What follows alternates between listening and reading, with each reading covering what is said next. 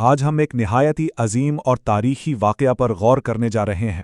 یہ کوئی عام داستان بالکل نہیں ہے، بلکہ یہ ولایت اور سچی عبادت کی انتہا کا ایک روشن واقعہ ہے۔ ہم بات کر رہے ہیں شیخ محمد تقی امولی کے اس عظیم واقعے کی جب انہیں مسجد سہیلہ اور مسجد کوفہ میں انتہائی خاص روحانی تجربات حاصل ہوئے۔ اس وضاحت کا مقصد ان مستند حوالوں کو بالکل انہی کی اصل شکل میں سمجھنا ہے۔ تو چلیے بلا تاخیر اس عظیم سفر کا آغاز کرتے ہیں۔ ٹھیک ہے، آئیے اس میں گہرائی سے دیکھتے ہیں۔ مقدمہ، علامہ کا بیان اور اس واقعے کا سلسلہ روایت۔ یہ روایت سیدھا جناب علامہ طباطبائی سے آتی ہے اور انہوں نے یہ واقعہ اپنے استاد مرحوم قاضی سے نقل کیا ہے۔ اب مرحوم قاضی کا یہ بیان اپنے آپ میں ایک انتہائی عظیم اہمیت رکھتا ہے۔ وہ بالکل واضح الفاظ میں فرماتے ہیں کہ ہمارے زمانے کے کچھ لوگوں کو باقاعدہ شرف زیارت حضرت امام مہدی حاصل ہوا ہے، یعنی وہ حضرت کی خدمت میں پہنچے ہیں۔ اور ذرا سوچئے، انہی خوش نصیب اور چنندہ افراد میں سے ایک تھے شیخ محمد تقی امولی۔ اس بیان سے صاف پتہ چلتا ہے کہ شیخ امولی کس قدر عابد اور متقی شخص تھے جنہیں یہ خاص مرتبہ نصیب ہوا۔ مسجد سہلہ کا واقعہ، ایک عظیم روحانی تجربہ۔ مسجد سہلہ کو تاریخ میں روحانیات، عبادت اور عظیم تجلیات کا مرکز مانا جاتا ہے۔ یہاں کی فضا میں عبادت کا اپنا ہی ایک عجیب سا اثر موجود ہوتا ہے۔ شیخ محمد تقی امولی بیان فرماتے ہیں کہ وہ مسجد سہلہ میں مقام صاحب الزمان میں عبادت اور دعا میں پوری طرح مشغول تھے۔ اب یہاں پر جو بات سب سے دلچسپ اور حیران کن ہے وہ یہ ہے کہ اس گہرائی اور توجہ کے عالم میں اچانک ان کی نظر ایک نور پر پڑی۔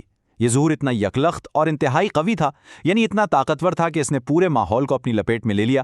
تجلی نور کی عظمت اور جلالت کا بوجھ۔ یہ نور اور اس کی عظمت اس بے مثال روحانی کیفیت کو بیان کرتے ہیں۔ واقعہ میں یہ ذکر ملتا ہے کہ یہ نور، یہ روشنی اس قدر انتہائی قوی اور طاقتور تھی کہ شیخ امولی کو محسوس ہوا جیسے عنقریب ان کے بدن سے روح نکل جائے گی۔ حالات ایسی ہو گئی تھی کہ بس آخر کی 1 یا 2 سانسیں ہی باقی تھیں۔ ایک عام انسانی جسم اس قدر بے پناہ روحانی طاقت اور جلال کا سامنا واقعی آسانی سے نہیں کر سکتا۔ جب کوئی انسانی وجود اتنی عظیم جلالت اور قربت کے سامنے آتا ہے نا، تو زندگی واقعی خطا ہونے کے قریب پہنچ جاتی ہے۔ اس اوور ویلم کرنے والی کیفیت سے نکلنے اور اپنی جان کو بچانے کے لیے شیخ امولی نے اس وقت ایک عظیم قدم اٹھایا۔ انہوں نے حضرت کو خداوند عالم کے اسمائے جلیل کی قسم دی، جی ہاں، اللہ کے عظیم ناموں کا واسطہ دیا کہ اب اور قریب نہ ہوں۔ اس بے ساختہ عمل سے ہم خود اس واقعے کی عظمت اور شدت کا اندازہ لگا سکتے ہیں۔ تو پہلا مقام مسجد سہلہ تھا جہاں یہ عظیم اور جلالی واقعہ پیش آیا۔ پھر مکمل 2 ہفتے بعد مسجد کوفہ میں ایک دوسرا مرحلہ آتا ہے، لیکن اس دوسرے مرحلے کی حیرت انگیز تفصیلات جاننے سے پہلے ایک چھوٹی سی گزارش ہے۔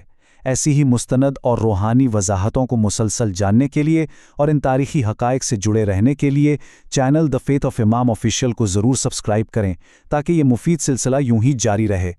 مسجد کوفہ میں زیارت، رحمت اور عنایات کی منزل۔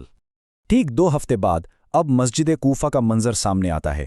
شیخ محمد تقی امولی وہاں عبادت میں مشغول تھے، اور یہ بات بہت ہی بہترین طریقے سے واضح کرتی ہے کہ ان دونوں مقامات اور تجربات میں بنیادی فرق کیا تھا۔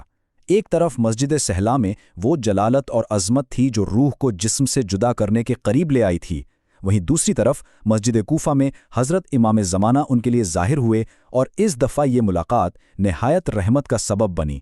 ماحول اس جلال کے بالکل برعکس ایک عجیب سکون، لطف اور رحمت سے بھرا ہوا تھا۔ انہیں حاجتوں سے مالا مال کیا گیا اور شرف زیارت سے بھی نوازا گیا۔ نتیجہ، اعمال اور فضیلت۔ اس عظیم واقعے کا سب سے اہم سبق۔ اس عظیم تجربے سے یہ بات بالکل واضح ہو جاتی ہے کہ کچھ مخلص علماء اور عابد لوگوں کو مسلسل امام زمانہ کی زیارت نصیب ہوتی ہے۔ یہ سب ان کی سچی عقیدت اور لگاتار عبادت کا ہی ثمر ہوتا ہے۔ اور سب سے دلچسپ اور اہم بات یہ ہے کہ حضرت امام زمانہ ایسے لوگوں کی صرف دینی ہی نہیں بلکہ دنیاوی حاجتوں کو بھی پورا فرماتے ہیں۔ کامل یقین اور پاک نیت ہمیشہ عبادت گزار کو اس کی منزل تک پہنچاتی ہے۔ یہ ایک ایسا نتیجہ ہے جو ہمیشہ یاد رکھنے کے لائق ہے۔ اس وضاحت میں بیان کیے گئے ہر لفظ کی بنیاد مکمل طور پر مستند اور تحقیقی حوالہ جات پر مبنی ہے، جیسے شفتگان حضرت مہدی جلد 1 صفحہ 21، عنایات حضرت ولی عصر جلد 2 صفحہ 90 اور ملاقات با امام زمانہ در کربلا صفحہ 257۔ یہ حوالے اس بات کی پختہ ضمانت ہیں کہ جو واقعہ یہاں پیش کیا گیا ہے وہ تاریخی اور دینی دونوں اعتبار سے پوری طرح حقیقت پر مبنی ہے۔